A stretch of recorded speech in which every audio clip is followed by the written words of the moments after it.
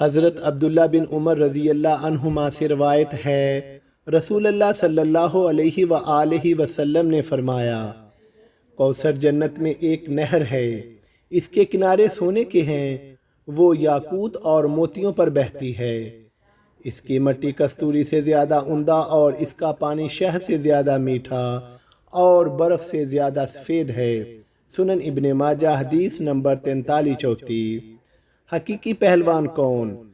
رسول اللہ صلی اللہ علیہ وسلم نے فرمایا، تم لوگ پہلوان کس کو شمار کرتے ہو؟ لوگوں نے عرض کیا، اس کو جسے لوگ بچھاڑ نہ سکیں۔ آپ نے فرمایا، نہیں بلکہ پہلوان وہ ہے جو غصے کے وقت اپنے نفس پر قابو رکھتا ہو۔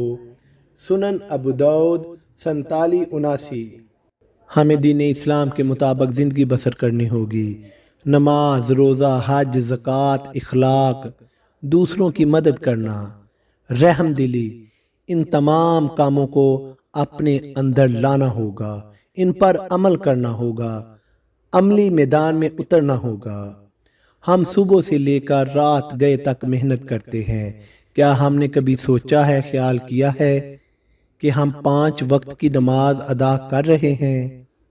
ہمیں نماز ادا کرنی ہوگی، ہمیں اللہ تعالیٰ کی عبادت کرنی ہوگی، ہمیں اس مختصر سی زندگی میں ایسے کام کرنے ہوں گے کہ اپنے اللہ تعالیٰ کو ہم پسند آ جائیں اور اللہ تعالیٰ کی جنت کے حقدار بن جائیں۔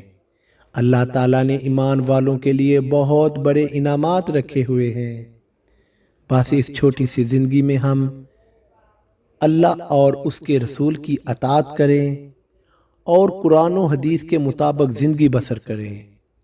اللہ مجھے اور آپ کو ان تمام باتوں پر عمل کرنے کی توفیق عطا فرمائے۔ اللہ تعالی ہمیں اپنے والدین کی خدمت کرنے کی توفیق عطا فرمائے، اور جو نوجوان جو لوگ زندہ ہیں ان کے والدین فوت ہو چکے ہیں، اللہ تعالی ہم سب کو ان کو ایسی توفیق عطا فرمائے کہ وہ نیکی کے کاموں میں بڑھ چڑھ کر حصہ لیں اور دین اسلام کے مطابق زندگی بسر کریں، اور اپنے فوت شدگان کے لیے مغفرت کا سبب بنے۔ اللہ مجھے اور آپ کو عمل کی توفیق عطا فرمائے، آمین ثم آمین یا رب العالمین۔